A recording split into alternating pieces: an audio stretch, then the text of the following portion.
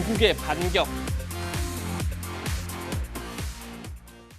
자녀 입시 비리 혐의로 재판을 받고 있는 조국 전 법무부 장관.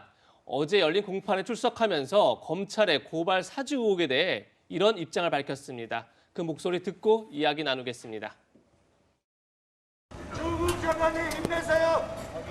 조국은 제가 만시지탄이지만 윤석열 정치검찰과 국민의힘 전신인 미래통합당이 합작하여 선거 개입이라는 국기문란 행위를 했다는 정황이 속속들이 드러나고 있습니다. 저를 포함하여 문재인 정부 인사에 대해서 쏟아졌던 고발장에 대해서도 점검해볼 필요가 있다고 생각합니다. 윤석열 총장의 언어를 저작거리 언어라고도 표현하셨어요. 그거에 대해서는 어떤 의미에서 하신 말씀이신가요? 저작거리 언어라고 네, 하종대 보도본부 선임 기자 나오셨는데요. 지금 조금 전에 들으신 것처럼 조국 전 장관, 문재인 정부 인사에 대한 고발장들을 점검할 필요가 있다. 본인을 포함해서 여러 고발장이 접수했지만 그것이 검찰에 한 사주가 아니냐 이런 의혹을 제기한 것 같은데 어떻게 보셨습니까? 이게 사실 조국 전 장관에 대한 수사는요.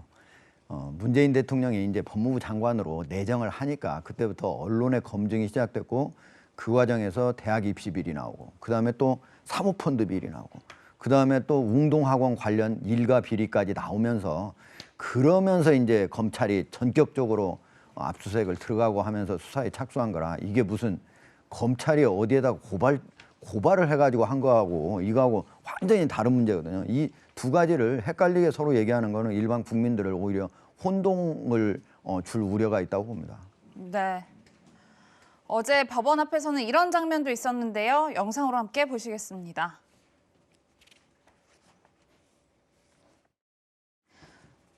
보시면 조 전 장관이 재판을 위해 법원에 들어나고 난 뒤에 이 사진에서 보시는 것처럼 지지자들이 조 전 장관의 차량을 이렇게 닦는 모습이 보입니다.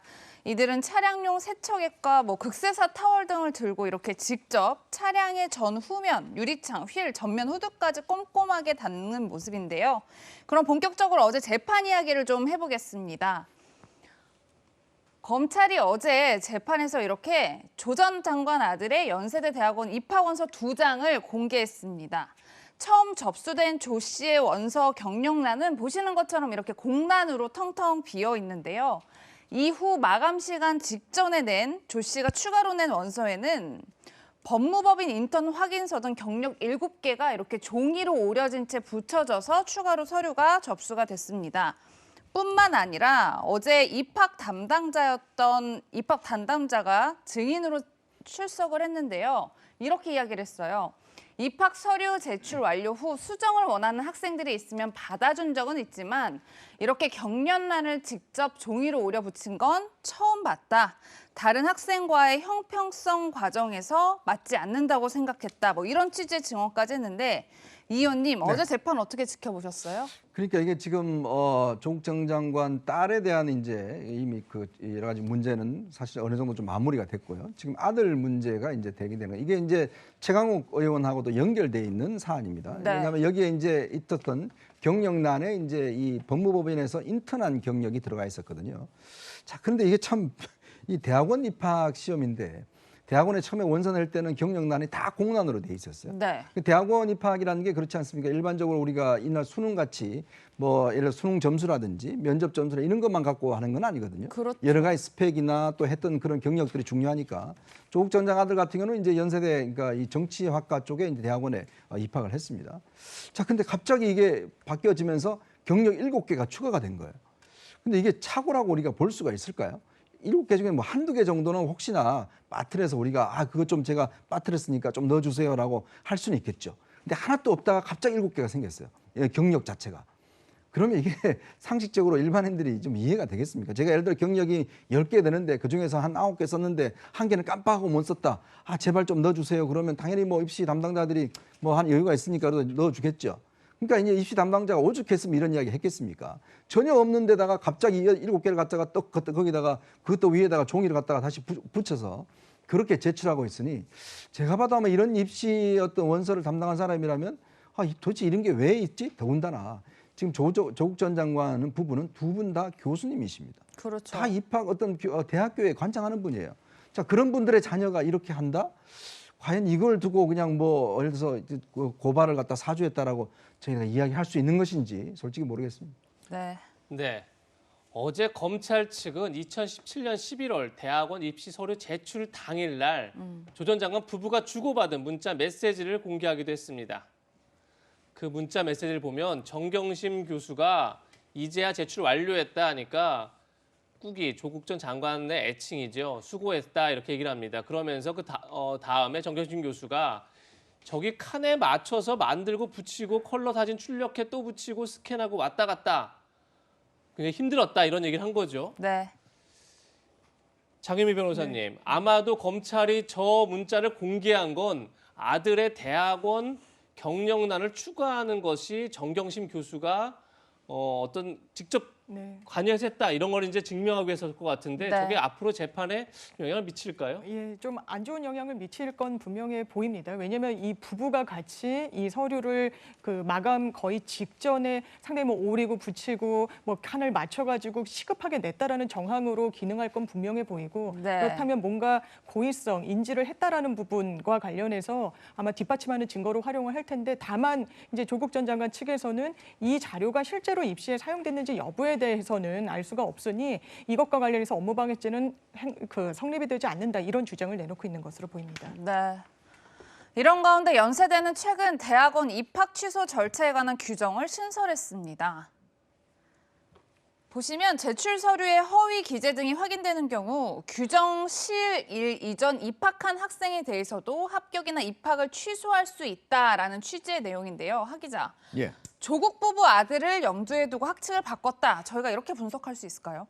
당연히 그렇게 봐야 되겠죠. 왜냐하면 대학원인데 저는 지금까지 어떻게 저런 것들에 대해서 학칙이 마련이 안 됐었는가 좀 궁금하긴 한데 대부분의 대학이 만약에 그때 입학 원서를 낼 때 그 내용 중에 허위가 있다든가 아니면 위변조가 있다 그러면 당연히 이미 입학을 취소하는 걸로 이렇게 돼 있었거든요. 근데 네. 이 대학원이다 보니까 아마 안 돼 있었던 것 같은데 저런 것들을 넣으면서 또 붙이게다가 이거 만약에 우리 학칙은 규정일 지금 만든 이거 규정 시행일 이전에 입학한 학생에 대해서도 모두 시행한다 이렇게 한 거 보면은 네. 적어도 이제 조국 전 장관의 아들이 그 전에 2017년에 일어난 일이니까 지금 2027년 4년 뒤에 만들었다가 이거 안 되는 거 아니냐 이런 얘기가 나올 수도 있으니까 부칙까지 만들어서 취소를 할 수 있도록 그렇게 만든 것으로 보입니다. 네. 네, 연세대가 아들 입학 취소 여부를 결정하려면 아들에게 허위 인턴 증명서를 써준 혐의로 재판을 받고 있는 최강욱 열린민주당 대표의 재판이 빨리 끝나야 되겠죠. 네. 그런데 이 재판 역시 검찰의 고발 사주 의혹에 영향권 하에 들어갔습니다. 최강욱 의원 본인의 법무법인에서 조국 전 아들이 인턴을 하지 않았는데 인턴 증명서 줬다 이런 혐의로 기소가 됐지요. 그래서 1심에서는 징역 8개월, 집행유예 2년 선고를 받았습니다. 현재 항소심이 진행 중인데요. 2심 재판부 최근 이런 얘기를 했습니다. 최근 불거진 이른바 고발 사주 관련 사건에 대한 사실관계를 확인해 이를 토대로 법률 판단이 이루어져야 한다. 사주 의혹이 이 사건 기소 절차에 어떤 식으로 연관이 있는지 법리적으로 검토가 필요하다. 그러면서 2달 공판을 연기했는데요. 하종대 기자, 법조를 올해 출입하셨잖아요. 네. 그러니까 이미 한 사건이 진행되고 있었어요. 1심까지 끝나고 2심까지 가고 있었는데 다른 사건이 나오니까 이 사건을 지켜봐야겠다고 2심을 지금 스톱시킨 그런 모습인데 이런 게 흔한 일인가요? 거의 없다고 봐야죠. 왜냐하면 항소심 재판장이 이거 1심 처음 공판을 시작하면서 이 문제를 가지고 앞으로 이게 나올 때까지 좀 기다리겠다라고 얘기를 한 건데 사실은 법원에서 재판할 때는 공소장 일본주의라고 해서 검찰에 기소한 공소장을 가지고 시작을 하는 거거든요. 그리고 이 사건은 1심에서 이미 사실관계가 나와가지고 이제 징역 8개월, 집행유예가 선고된 상황이잖아요. 네. 그러면은 지금 이 내용 혐의 자체는 과연 최광욱 의원이 청맥의 변호사로 있을 당시에 거기에서 인턴 생활을 안 했음에도 불구하고 했다라고 그거를 만들어 줘가지고 결국은 이게 업무방해 혐의로 기소된 거거든요. 그런데 이것이 어떻게 처음에 고발장이 써지게 됐는지 이런 것 자체가 실체적 진실하고는 아무런 관련이 없는 거예요. 그런데도 불구하고 이걸 가지고 시간을 뒤로 끌겠다고는 저는 일반적인 상황에서는 있지도 않을 뿐더러 일반 국민도 납득하기 어렵지만은 특히 법조 전문가들 사이에서는 이거 진짜 이상하게 납득하기 어렵다 이렇게 이런 얘기가 나오고 있습니다. 장희민 변호사님, 지금 하종대 기자에게는 고발장이 어떻게 쓰여졌든 실체적 진실과는 관련이 없는 거 아니냐 이렇게 얘기를 하는데 어떻게 보십니까? 예, 그런 부분이 분명히 있죠. 이게 실체적 사실관계를 뒤집자는 변론 전략이 아니고 네. 이 고발에 이르게 된 경위, 사실상 미래통합당 그 당시에 공당이 고발장을 접수해서 이 사건이 촉발이 됐는데 이 고발에 이르게 된 경위가 법원이 보더라도 상당히 석연치 않다는 지점이 나오고 있다는 겁니다. 또 이 최강욱 대표의 변호인이 그 부분을 주장하고 있기 때문에 이런 법리가 만약에 관철이 된다면 사실 공소권 남용, 검찰권을 남용했다는 지점에서 공소 기각 판결을 받은 선례들도 있습니다. 그렇기 때문에 아마 변론 전략을 이 공소에 이르게 된 경위와 관련해서 적법 절차를 지키지 않았다는 점으로 초점을 맞출 것으로 보입니다. 네. 이게 말이죠. 최강욱 네. 이제 의원 같은 경우에는 이게 지금 1심 같이 집행유예 나오잖아요. 그러면 의원직을 상실하는 거예요. 벌금형 나와야 의원직을 상실하지 않을 수가 있습니다. 그러니까 만약에 의원직 상실형이 나오게 된다. 그런다면 어떻게 하면 돼요? 재판을 최대한 뒤로 늘려가지고 4년 동안 만약에 늘릴 수만 있다면 의원직을 계속적으로 유지할 수 있는 거죠. 그러니까 이런 실체적 진실을 어떻게 파악하는 것도 중요하지만은 제가 보면 재판이 뒤로 늘어지면 늘어질수록 최강욱 의원한테는 유리하다 이렇게 볼 수 있습니다. 재판 지연 전략이다 이런 말씀이신 것 같은데 이제 하종대 기자의 개인적 의견이라는 점 밝혀드립니다. 네.